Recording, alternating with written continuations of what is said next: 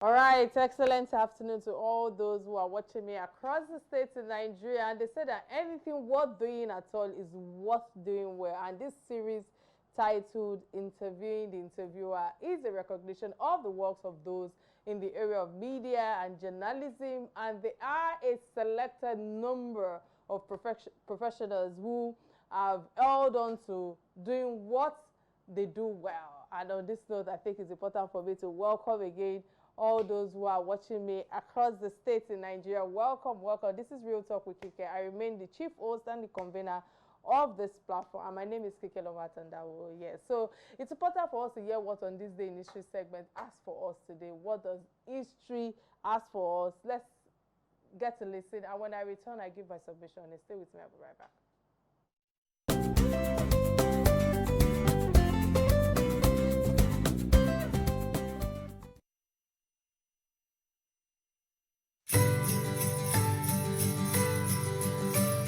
On this day in history, 24th December 2012, Nigeria's first newspaper, Iwe Irohin, published from 1859 to 1867, is revived by the Nigeria Union of Journalists as an attempt to make more journalists owners of newspapers. Nigeria has two other newspapers owned by journalists, National Mirror and Newswatch.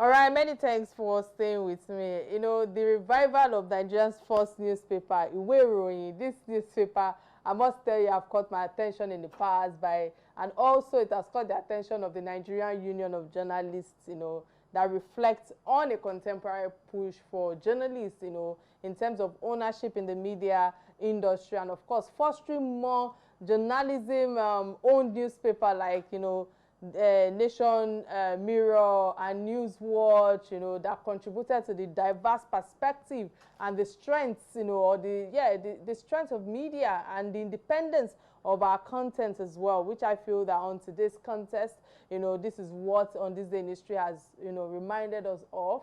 And I like the Iwe part. You know, it's something that I've always wanted to actually talk about because in my reversion to media, you know, those are the things that I actually went to read, you know, just to, you know, understand the independence of context and content as well. And I think away from all the negativity, this is a good one for on this day industry segment. All right, it's time for us to get a message from my sponsors. When I return, we'll dive straight to the conversation at hand. Stay with me, I'll be right back.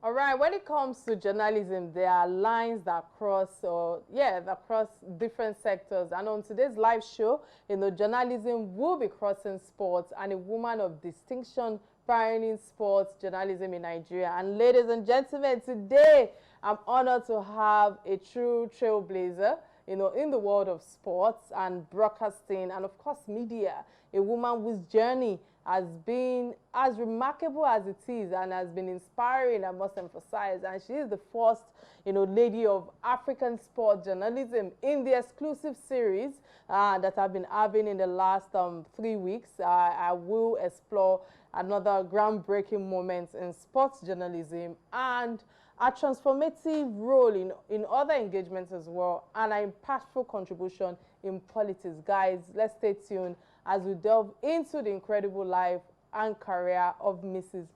Modele Sharafa-Yusuf, a woman who has not only made history but continues to shape the narrative of various fields. It's important for us to quickly check, you know, our profile. And when I return, the conversation will continue and we'll be able to unveil our guests. Stay with me. I'll be right back on this Interviewing the Interviewer series on Real Talk with Kike. Stay tuned. I'll be right back.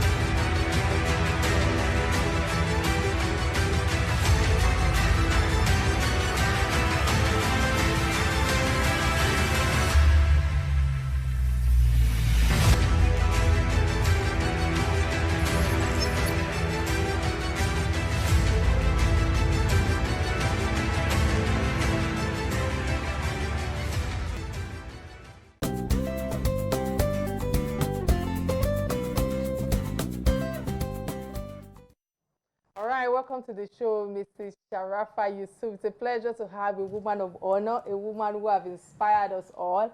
I must emphasize that when I look at the media industry, and I'm looking for women who have substance, women who are capable, women who have self-worth. You're one of those few women that I admire so much. And thank you. Many thanks for all the things that you've been doing in different sectors. I must emphasize, because you're a woman who wears many hats.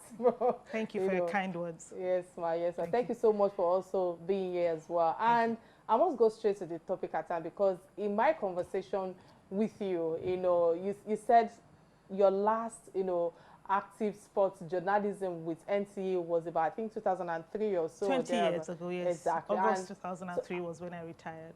However, your name still remains round within the records, where I can say that you've set a pace for people who are coming after you to say that they want to role model you without even your approval. People like us. So how does it feel like, to be that, pardon me to use your name, Modele Sharafa? What does it mean to be you today? Every time I hear things like what you just said, I feel really gratified. I feel that my youth was not wasted. It meant that, by the grace of God, we did something right. It also means that you continue to have a good name. Because, it's cliche, but it is true that a good name is better than wealth. This name has opened doors, has continued to open doors for me, for my children, for people who are associated with me. So I feel I'm just grateful.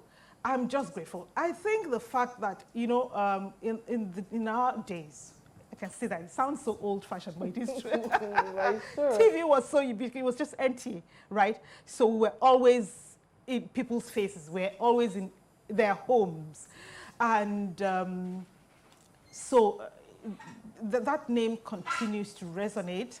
And even the young people whose fathers and mothers watched us, they've grown with that name. I heard people, I was 6 years old when I was watching you. I was 7 years old. I was in primary school but they haven't forgotten, which is something, which really is something.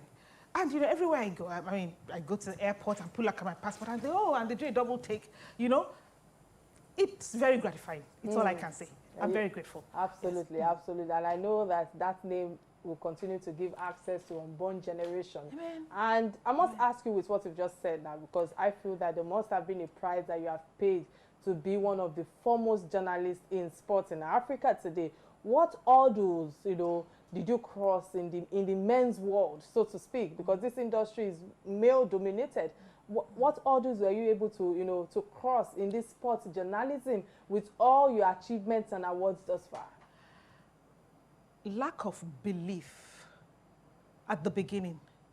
And that was in lack of self-belief. I believed in myself immediately.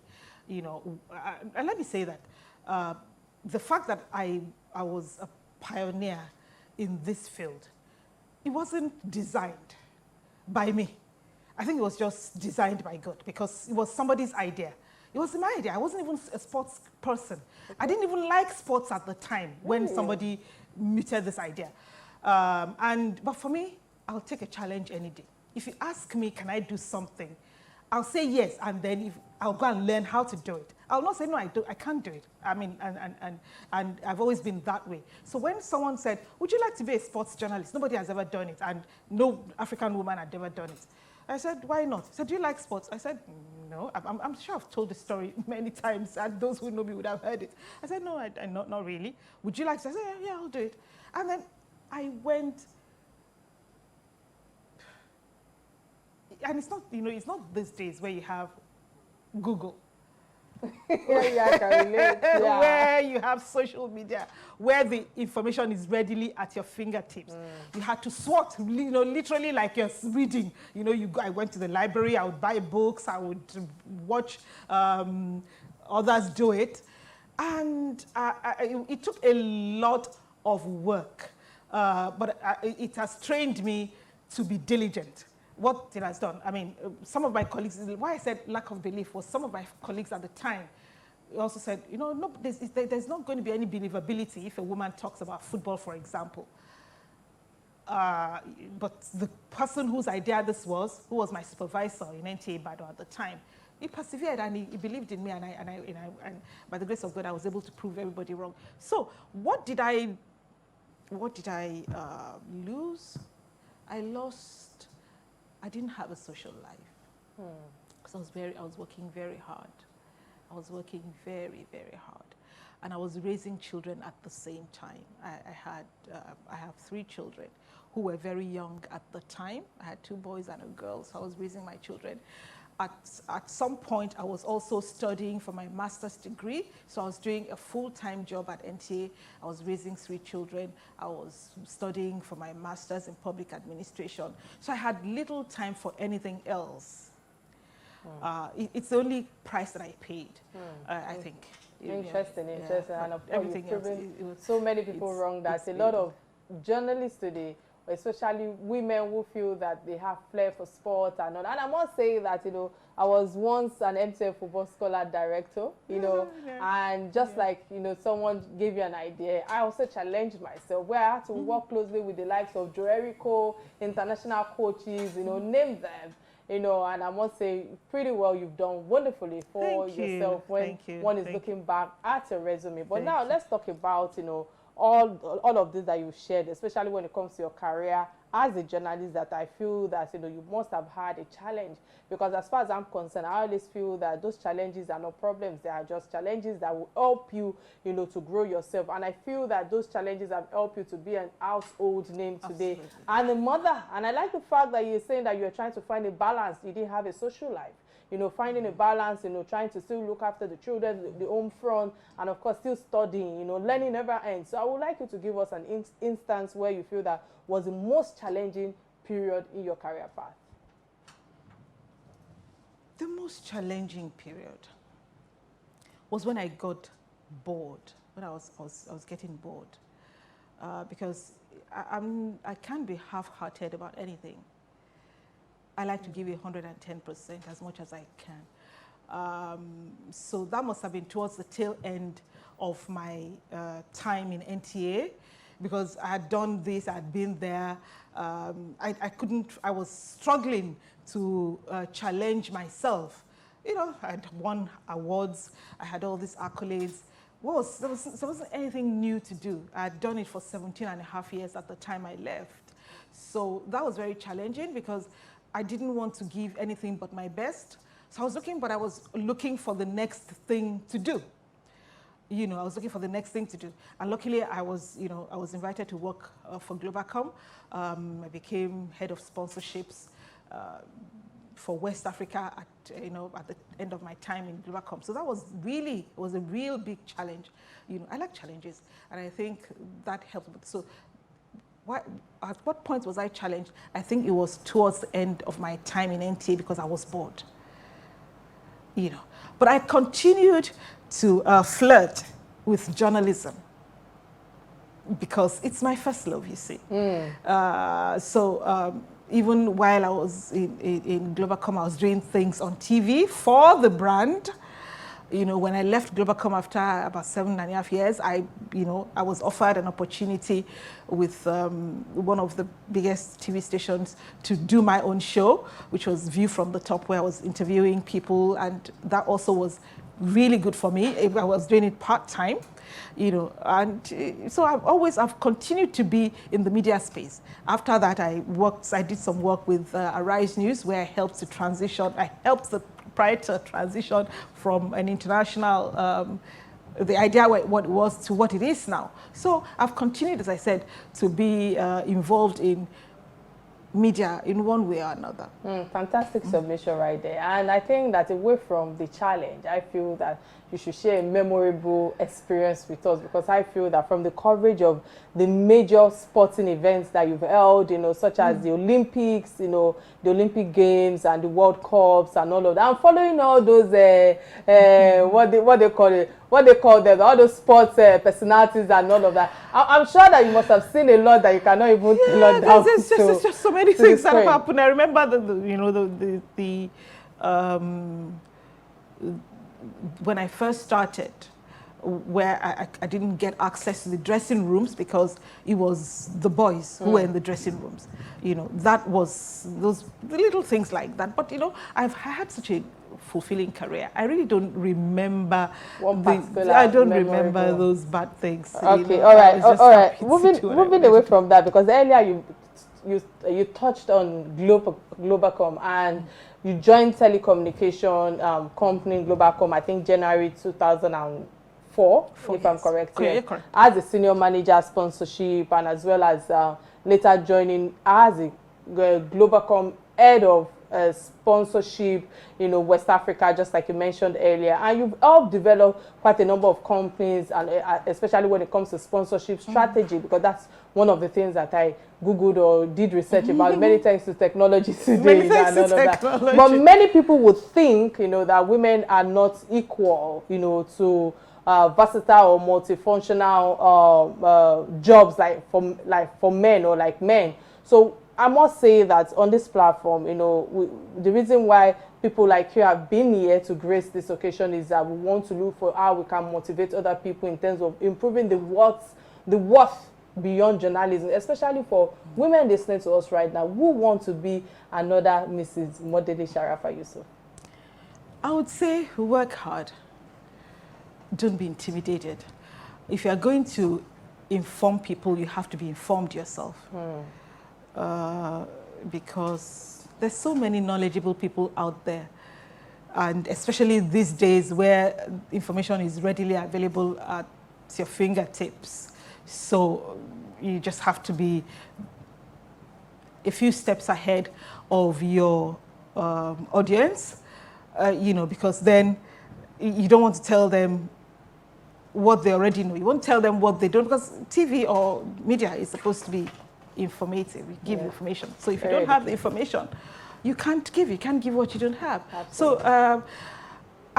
So be more prepared than you need to be. You know, you can't be too prepared. Bottom line, you can't be too prepared. I'm sure you and I had this conversation before this interview. I said, okay, so what are we talking about? Because I like to come prepared. You know, just be prepared, that's all. Fantastic one right there. We'll go on a quick break, and when I return, the conversation will continue. Stay with me, I'll be right back. This is Real Talk with Kike.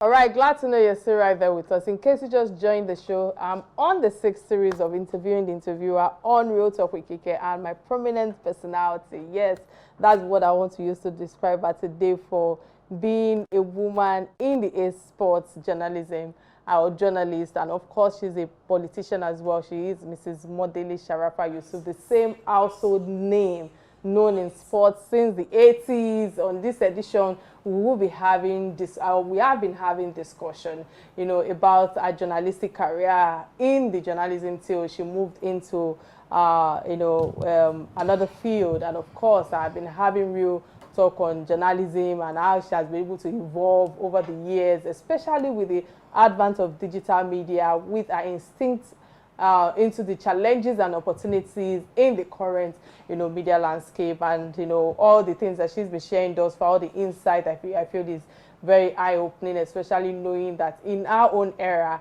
you know, there was nothing like social media or any Google and all of that. And I must say many thanks, you know, for applying yourself, for people like us to be able to say that we want to follow suit. And let me use this opportunity to open the phone lines. Remember that you can be part of this conversation by calling the studio number 080-988-77400, showing on your screen right now. And of course, we're streaming live on Facebook and on YouTube, both on Real Talk with Kike and on Silverbird platform. Again, I want to say thank you so much, Ma, for all the insights, all your submission. And, you know, going into where you are today, I must ask you, how were you able to transition from a successful career in journalism to politics? You know, what came about that? What made you feel that, you know what, you know, I'm done with active journalism? Maybe that's the word now, because you're still very much involved with journalism, but it's about the active journalism. at the time, you know, for full-time politics? What actually was, is it boredom again, or you just felt that you needed something more challenging, or you just want to contribute to the political scene? I just want to contribute to the political scene. And, you know, now I have the time and the space in my head to be able to do it. I stopped being an active journalist 20 years ago. So there's been a lot of time between that time and now. Wow. I've done several other things in that time, in the 20 years.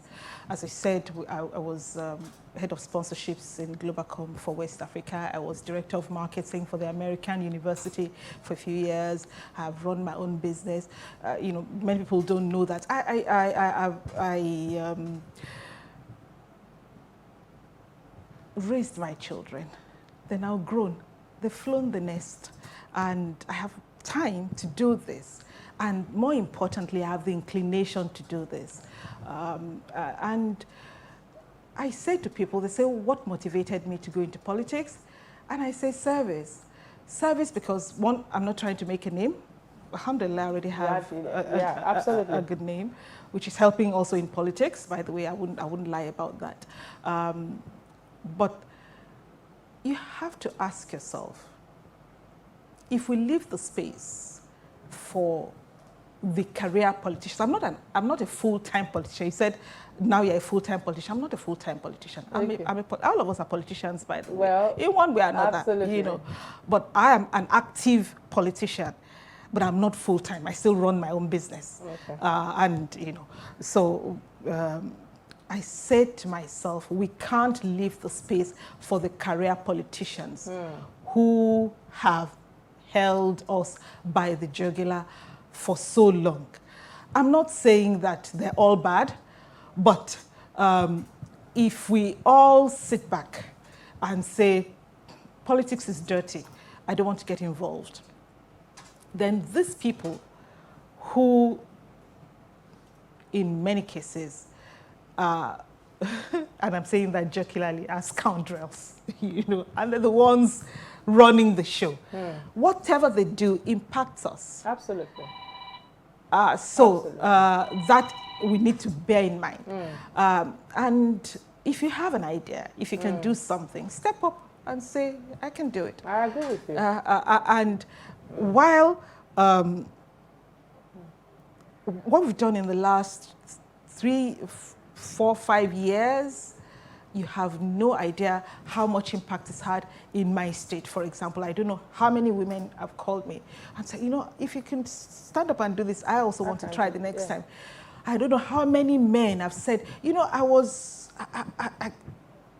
always wanted to do this, but I couldn't summon up the courage. It's such a dirty field, right? But if you could risk, go in there. Risk, because it was a risk. You know, it was a big risk. If you could risk it, why on earth not? And you know, so I said to people, if you have something to offer, stand up and do so. What keeps women from doing this? If you have the time, I'd like to discuss. Yeah, you can go ahead. Okay, yeah. So, why aren't more women in this field? 3 reasons. Confidence.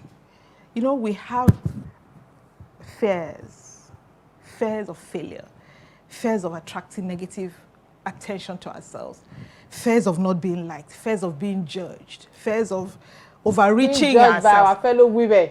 Can I have that? Yeah. Women, men. What does she think she is? Why does she think she has it? You know, we have those fears. And why men are more thick-skinned than women, you know, men are more thick-skinned than women. Women are very thin-skinned. They don't want to expose. No scandal, nothing. Yes. Yeah. But I said to myself, it comes with the job. It comes with it. People would write things that are not necessarily true. They would, and they don't care that you're a woman, you know. They would take a bit of truth and twist it, or they would lie outrightly. But if you're as comfortable in your own skin, if you know that you have no skeletons in your cupboard, just go out there and do your own thing, and you'd escape unscathed, you know. And even if you do, step up and say those things by yourself. Don't let them, don't leave the narrative to someone else. But ma'am, you know that, apology, I have to interrupt a line of thought. You know, when you say that step up, you know, we live in an era when news like that break, you find family and friends calling in here and there. You don't need to respond. You don't need to, the news will fly off and all of that. Sometimes I tell people that when you're silent also means like you are accepting what they're saying. And when things like that are being put out there, there is no agenda, so to speak, to be able to say, oh, this was what was said and all of that. That's the reason why I believe in what you've just said, and step up and speak and address say something and address the issue. Address it yourself. Exactly. Address it speedily and address it completely. Absolutely. Don't hide behind subterfuge and, you know, legalese. You know, talk about it. Say, you know, I made a mistake 20 years ago, but I'm a different person. Yeah. People are willing to forgive you. You know, address it quickly. Don't let it fester. Don't let people turn it into something that it is not. Absolutely. Once a scandal breaks, if it's a scandal, say, you know what, this is what it is, and then show contrition and move on. But if you're hiding and you're letting people control your narrative, then that's a problem. But if there's no problem, if there's no scandal, you know, you just said there was no scandal, this is just politics, you know. But I also realize that going forward, there won't be this much emphasis on bad, you know, people are more willing to forgive things, you know. But that said, the more people who have no skeletons in their cupboard, who step up, the more they encourage others, you know what I'm saying, to also step up and say, I want to offer myself for service, whether man or woman. It's like the analogy that I like to use. When you have a bottle of this jar, this vase, if it has a quantity of dye in it, you know, dye is very strong. If it has a quantity of dye in it, and you keep putting water, if you keep putting water, it becomes lighter. It becomes, you know, it's not as dark as it used to be. It won't be completely white because dye is very strong, but it will eventually be light enough for you to see the other side, you know. So, and that is why I think more people who have nothing to hide, who just want to serve. I see the quality of people who are stepping up to run in Edo State, and I'm so delighted, you know. Okay, so we're improving the quality. We're improving the quality of politicians. That's good. And the more that happens, the better for all of us. I love the example of the jar that you just, you know, educated us on. But in your current role right now, within the APC, you know, All Progressive Congress, you know, we all know that it's tasking to have a vision. I stand to be real on this platform, and also to align with, you know, political stakeholders, you know, that demands for all sorts and the likes and all of that. How are you managing all the dynamics of political, you know, landscape, especially in the male-dominated terrain? Yes, you just mentioned now that you like the fact that more women of substance and capacity are stepping out now, especially in Edo State. I believe many other states as well. There are a few women now who are coming out. I didn't say women in Edo State. I said the quality of people who are stepping up. I haven't seen any woman in Edo State, and that I'm wondering why. There's so many wonderful people. Adesua Ayinekwe, for example, is from Edo State. Why is she not stepping up? Maybe I should. I know. I'll be the one to do it. I'll give my call after this. What are you waiting for? Oh my God! You know, we're not all that way inclined. So have you been able to, you know, navigate all the challenges, knowing that, you know, the political arena is really demanding? Very. And, you know, those are the other things that keep women away. Cash. It's very cash intensive, and women are not always able to raise as much money as men.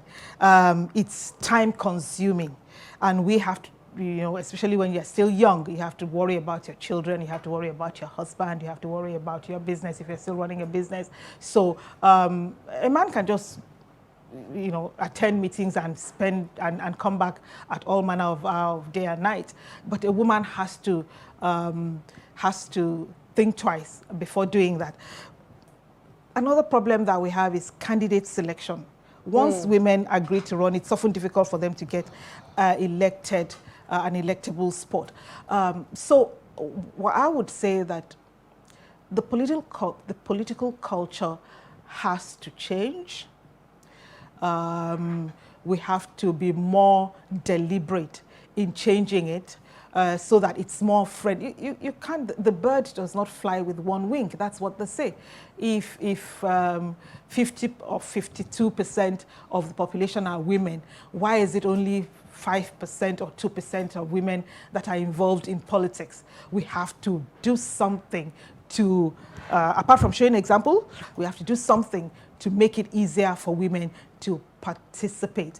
How was I able to do it? The grace of God. I didn't have as much money as the men, but people could see my sincerity. I think so. That was the feedback I got from almost everybody who supported me. Until today, they keep saying, keep going. I said, oh yeah, fine, thank you. I'm trying. I'm trying. People can sense it. They can see. And then eventually, it wouldn't matter as much. All of these things that we're talking about, especially the cash thing, because people are realizing that if people invest this much money in politics, they're going to try and make their money back. So what moral right have you to question them when they get into office and they open the till and help themselves to whatever is in the till? So that eventually it won't matter as much, because then people are going to realize that we can't keep spending, we can't keep expecting politicians to spend so much and at the same time expect them to serve us faithfully. It's at that time that people who don't have as much money, but who have ideas, who are willing, who have the drive, would be able to get, more of them will be able to get a seat at the table. And we can wait. We're waiting right now. We can wait. All right, I know that we're running out of time. They'll start running commentary in my ears right now. But I have two questions for you, because your view about the influence and the role of media today. Earlier, you were talking about during your own time, how you have to buy books, to actually go and learn a lot of things before actually coming to the stage. Or like today, where social media is there, where Google is there, and the likes. How has it helped you, especially when it comes to your perspective with our democracy today, where I feel that governance, governance system or otherwise, have kind of been influenced by digital? That's my first question to you because of time. My second question is the fact that how are you able to perceive, the challenging landscape of, journalism, especially within the rise of this digital that I just mentioned earlier? Because I feel that the digital media right now and the challenges that it brings, the opportunities as well, because while we are talking about the challenges, it also has its own advantage as well. What can you say about the evolution of digital? The fact that information is readily available at everybody's fingertips, not just everybody's you. A journalist. Everybody's a journalist. So to excel, you have to do something extra. You have to be really good, right? You have to be on top of your game. So that's a good thing, because then, there would be many mediocres, and the mediocres will eventually fall by the wayside, right? Another thing is, when you're kept on your toes, you are bound to work better, and you try to beat, like traditional media is always trying to catch up with social media. Absolutely. So traditional media, if we're not careful, we might be on their way out. Absolutely. So that for me is critical. Everybody's a journalist. The only danger that I see in that is the pervasiveness of fake news, and the fact that it can spread very quickly. So do you think there should be a control around social media in terms of some regulation from the government? I think the platforms themselves are taking care of things like hate speech, which is different, right? And they're also doing things to curtail fake news, like WhatsApp, for example.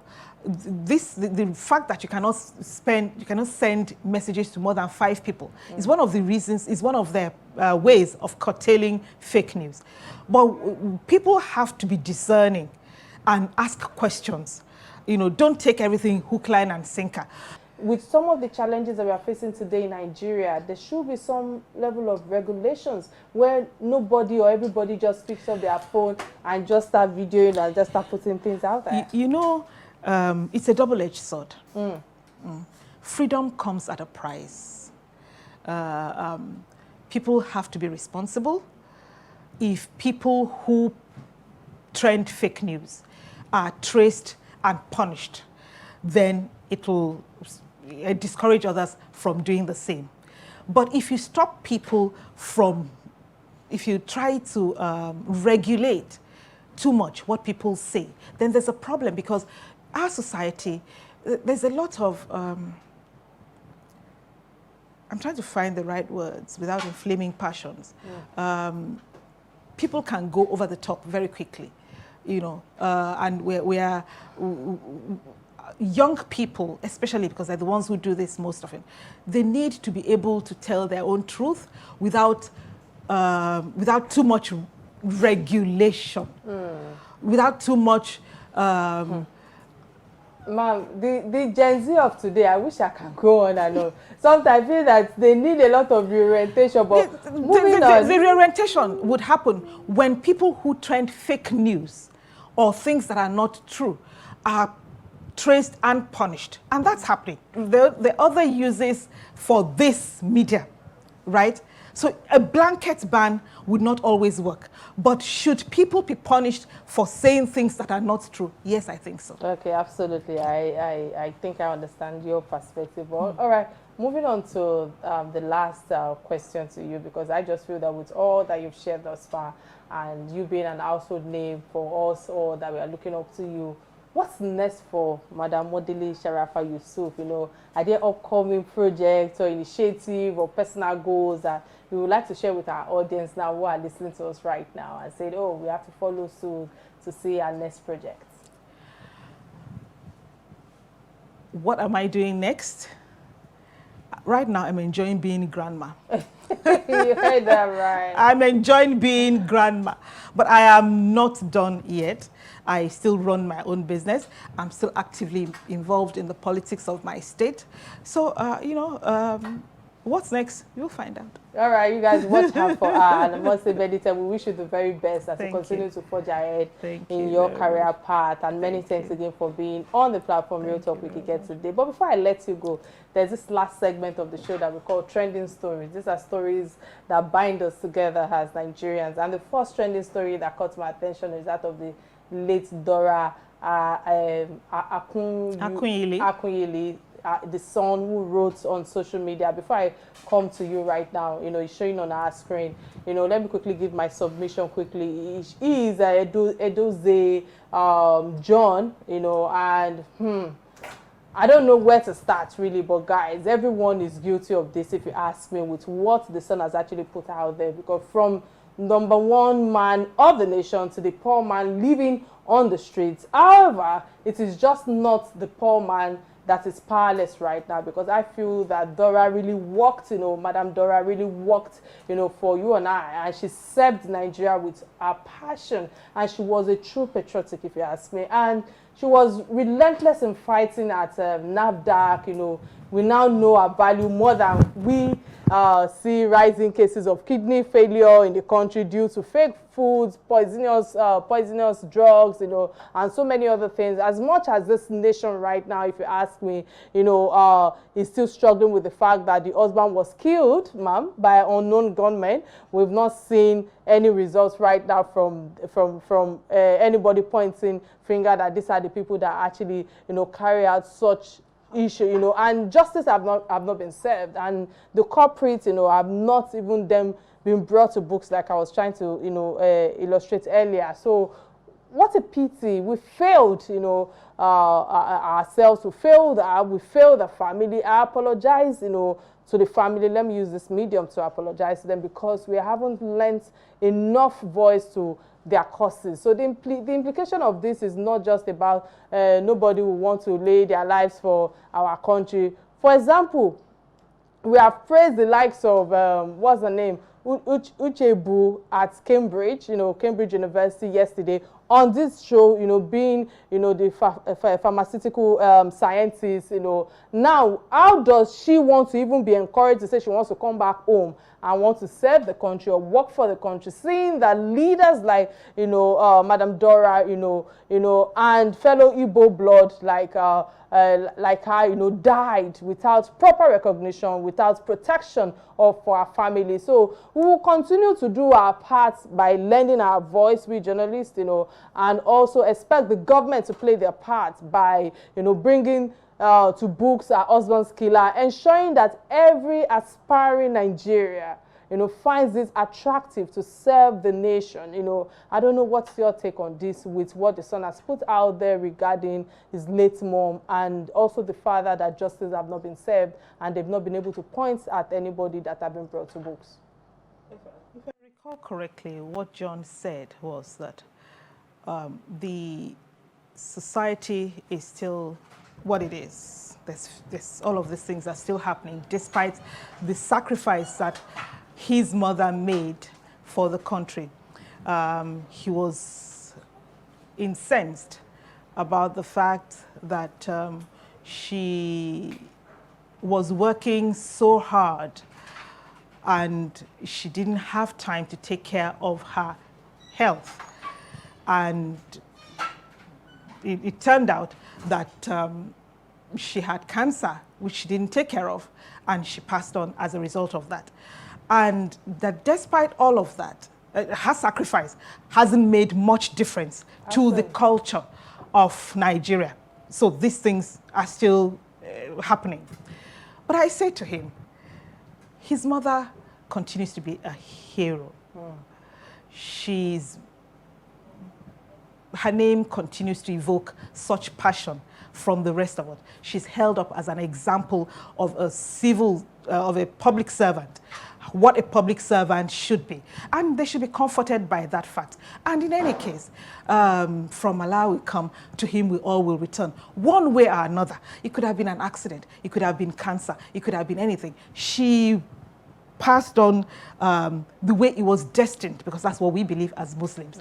But the point remains that she has remained a hero in Nigeria, and her name continues to evoke such positive memories. That one. The other thing is her the husband's death. You know, we don't know what happened. We really don't know what happened. It might not have been that he was targeted because he was her husband. It might have been a robbery gone wrong, because we don't know. That lack of knowledge is what they should try and do something about. The police or the authorities should bring closure to the family. They should bring closure to the family. But, you know, Dora remains an icon. And I think we should be comforted. Her family should be comforted by that fact. All right, well said. Well said. I wasn't looking at it from that perspective, you know, but I have a veteran on in the studio, you know, and I know that, you know, you are a woman of, you know, many hearts, and you always look at things from different perspectives. But I think this is where I draw the curtains of the show. Unfortunately, I cannot take the second trending story, which is about the rivers, fracas, so to speak, fracas. We've been talking about it for weeks now.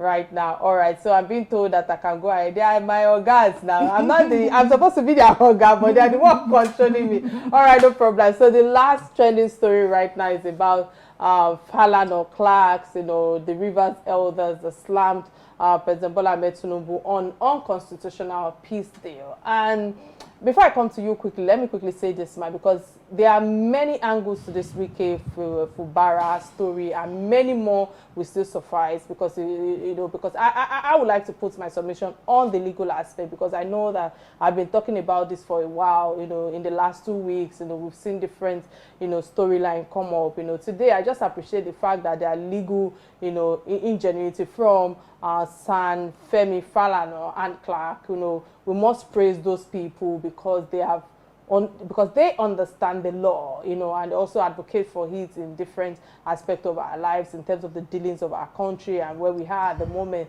Where there is no law or legal minds like this, the state is bound to be plunged into anarchy. Yes, I'm saying this because I just feel that what San Falana has mentioned, that the presidency, you know, and only has adversary, you know, roles under the provision of the Constitution, and of course not a settlement rule in a political dispute. I know that I saw something similar like that from, you know, Babatunde Fashola as well, San, which also actually has to put his own perspective on the issue that is ongoing in Rivers State. But this precedent can only set another tone for political disagreement, if you ask me. That's my opinion. That's the reason why I like this trending story, because I'm allowed to give my own perspective on it in our country. And I just feel that if care is not taken, you know, they are going to begin to ascribe to bias and misappropriation, you know, of priorities to the presidency amongst overwhelming issues to handle and of course to also tackle. So the essence of this law is just to provide a system, a function framework for the running of the affairs, if you ask me, whether governance, whether political issue in the state and all of that. I just feel that let's allow that framework to work. Let's make sure that things work appropriately. It's that simple. So for those who have defected, you know,